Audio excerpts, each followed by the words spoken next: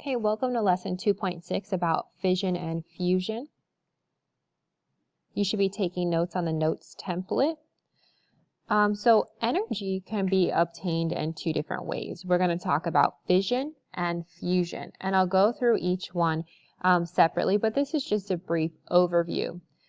Fission is the splitting of your atoms, and when the atoms split, energy is released if the nucleus is large. The smaller ones are more stable, and this is what we do in nuclear reactors. Fusion is pretty much the opposite, joining of the atoms and getting energy if the nuclei are small. The larger one is more stable, and this is how the sun works. So for nuclear fission, it's the splitting of atoms. They're usually very large and hence not stable. Fission has 3 steps to it. The first step is initiation, where the reaction of a single atom starts the chain. So a lot of times we're looking at uranium-235, which is a radioactive element, and a neutron.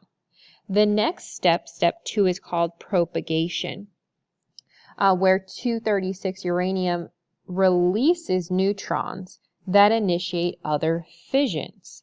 And then step 3 would be termination.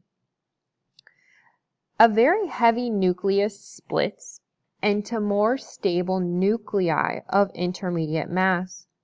The mass of the products is less than the mass of the reactants. The missing mass is converted to energy. We know that mass or matter can neither be created nor destroyed, so it's not just evaporating into thin air, but that missing mass is being created, turned into energy. In nuclear fission, a neutron is slammed into high energy material, causing it to become extremely unstable. So you have the neutron, it's coming in and hitting another nucleus. Really high energy, it becomes super unstable.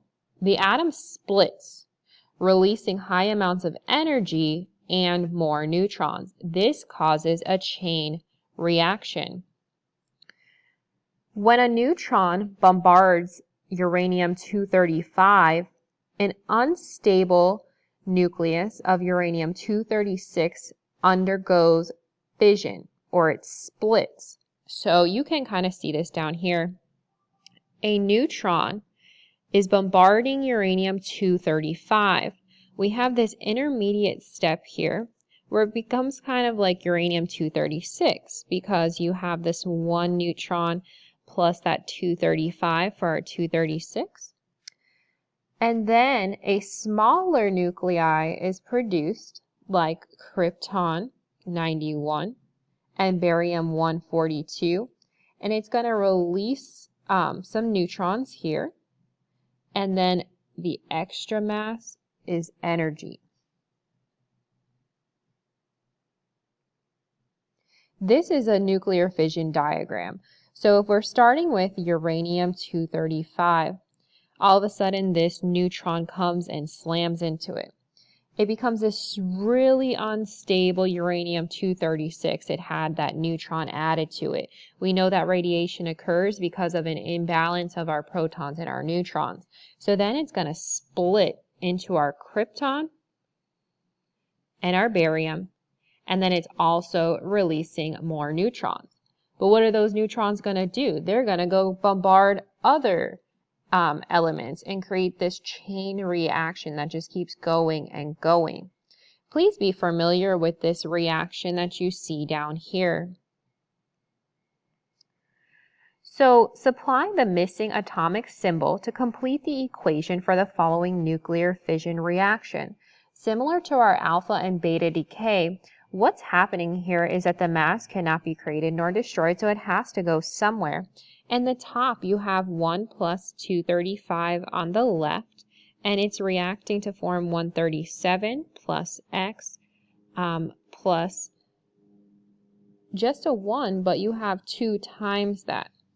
So on the left, we have 236, yielding 137 plus 2 is 139 plus X.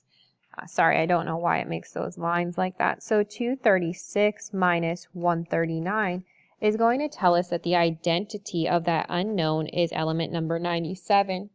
When you reference the periodic table, you would look for the atomic number 97, which happens to be BK.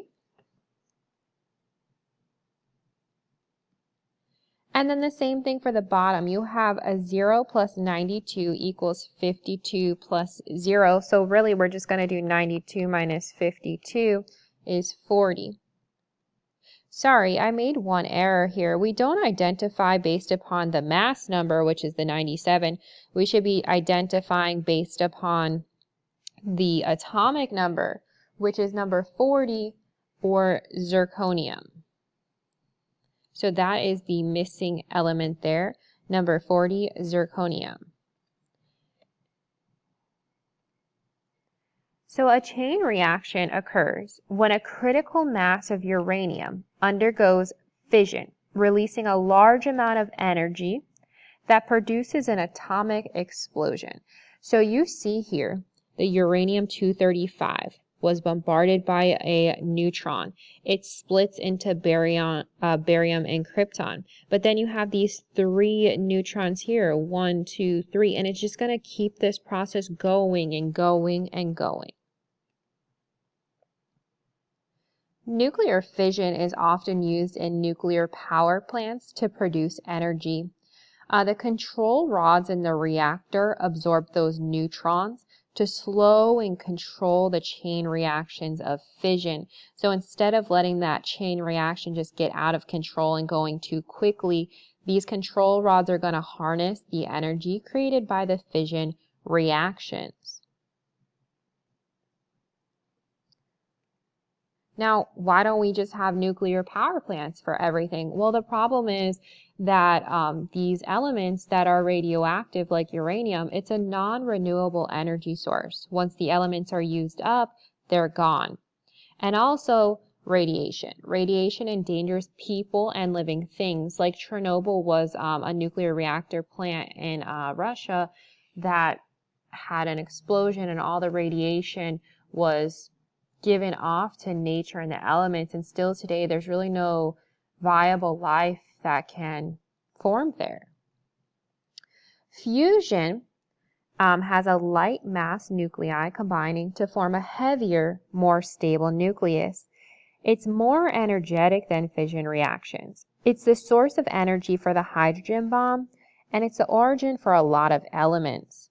The most destructive force on the planet was the hydrogen bomb, which is 1,000 times more powerful than an atom bomb. Fusion occurs at extremely high temperatures. 2 atoms combine, resulting in the release of a large amount of energy.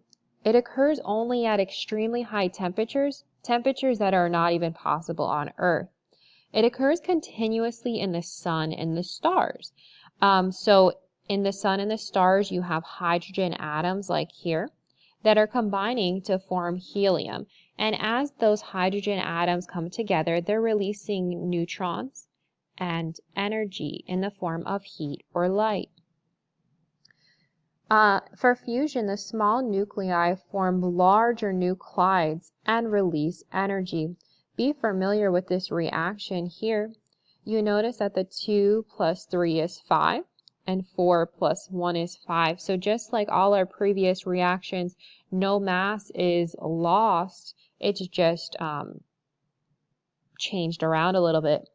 So in this diagram, you can see that deuterium and tritium are forms of both hydrogen. They just have a different mass number.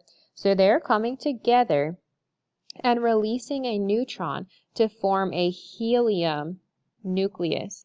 So the 2 hydrogens came together, formed a helium, and released a neutron as well as some energy. This type of fusion is being examined as an alternate energy source on Earth, similar to the fission. This should be written like this: 4,2 helium. It's just kind of hard to format. So we're trying to figure out, what does it form? Well, if you have a mass of 4 and a mass of 4, when you add that together, you're going to have a mass of 8 and an atomic number of 4. Element number 4 on the periodic table is beryllium. So when these two heliums come together, they're forming beryllium and releasing energy. So look at these on your own, pause the video, and try them out. Again, this should be formatted as 4,2 helium and 8,4 beryllium.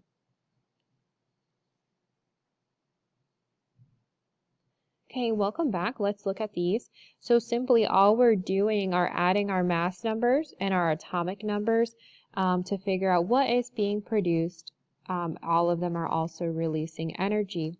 So for this first one, 4 and 8 is 12, 2 and 4 is 6, and element 6 on the periodic table is carbon. 4,2 helium plus what is going to create 16,8 oxygen plus energy. So we would need to do 16 minus a 4 is going to be 12, and 8 minus 2 is 6, so that must be coming from carbon. If we have a 4,2 helium and we're adding it to oxygen, just add the mass numbers and atomic numbers, so that would be 20 on top, 10 on the bottom. Element number 10 on the periodic table is neon plus energy. And finally, we have helium. So you see that they all have helium, and then adding that to neon is going to yield 24 and 12. Element 12 on the periodic table is magnesium plus energy. So check over these to see if you had the same answers.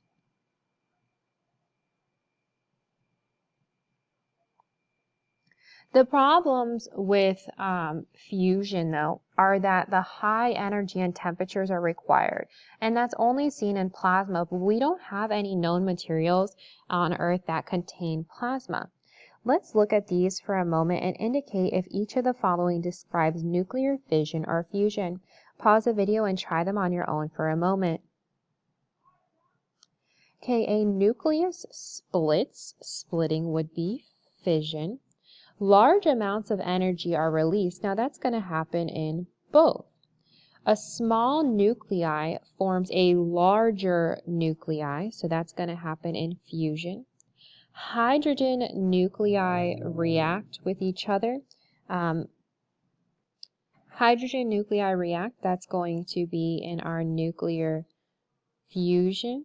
And then several neutrons are released. That would happen in nuclear fission, where then the chain reactions are going to go from there.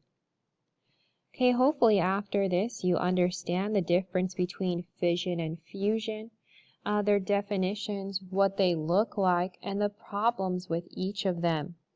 Please be familiar with the two reactions and how to do those just like your decay problems. You have practice that's posted to Canvas and also in your packet, and we'll review a little bit next class.